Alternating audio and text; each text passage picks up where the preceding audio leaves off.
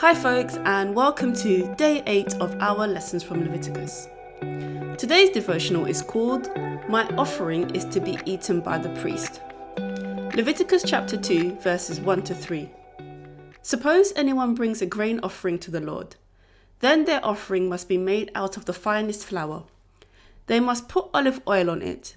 They must also put incense on it. They must take it to the priests in Aaron's family line. A priest must take a handful of the flour and oil. He must mix them with all the incense. Then he must burn that part on the altar. It will be a reminder that all good things come from the Lord. It is a food offering. Its smell pleases the Lord. The rest of the grain offering belongs to Aaron and the priests in his family line. It is a very holy part of the food offerings presented to the Lord. A few days ago, we saw that contrary to the views of society today, there is a role for the priesthood in the handling of offerings. In today's passage, we see that the Lord intended for priests to receive part of the offering for themselves and their families. As believers, we must renew our minds and accept that part of our offerings to the Lord belong to the priesthood. The majority of the grain offering belongs to the priests. Only a handful of this offering is offered to the Lord by the priest. We are also told that the part that belongs to Aaron and the priests in his family is a very holy part of the food offerings presented to the Lord. This instruction is repeated in both Leviticus chapter 6 and 7. Leviticus chapter 6 verses 14 to 18. Here are some rules for grain offerings. The priests in Aaron's family line must bring the grain offering to the Lord in front of the altar. The priest must take a handful of the finest flour and olive oil. He must add it to all the incense on the grain offering. He must burn that part on the altar. It will remind him that all good things come from the Lord. Its smell pleases the Lord. Aaron and the priests in his family line will eat the rest of it. But they must eat it without yeast in the holy area.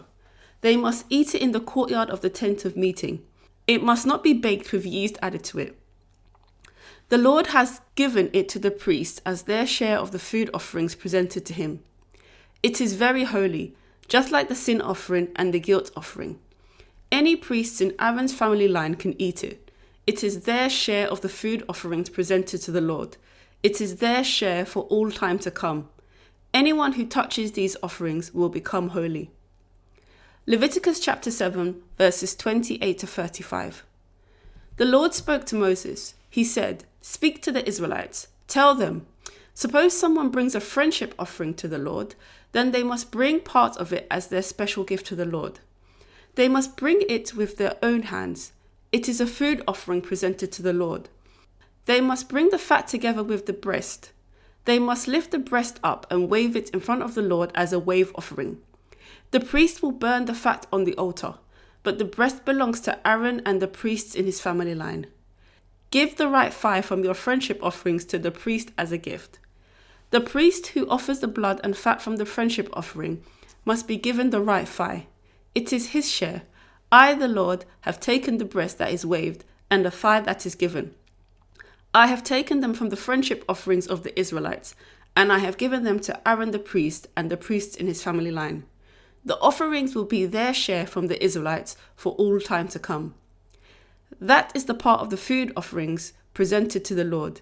It is given to Aaron and the priests in his family line. It was given to Aaron and his sons on the day they were set apart to serve the Lord as priests. What does this all mean for us today? We don't give grain or animal offerings, so we must accept that our monetary offerings in part belong to the church leadership. Not only does some of our offering belong to our pastors and priests, but God views this part of our offering as very holy, contrary to what the world thinks. We must accept that God's ways are not the same as the ways of the world. The Lord is concerned with the well-being of his servants, and as such has decided that a section of our offerings belongs to them. Please understand this. I'm not arguing for or supporting the misuse of church finances or offerings. Instead, I'm asking us to reflect on our understanding of how church leadership is remunerated. Many of us have held the view that priests should not be paid, but here we see that the Lord purposefully set aside a portion of the offering for his servants.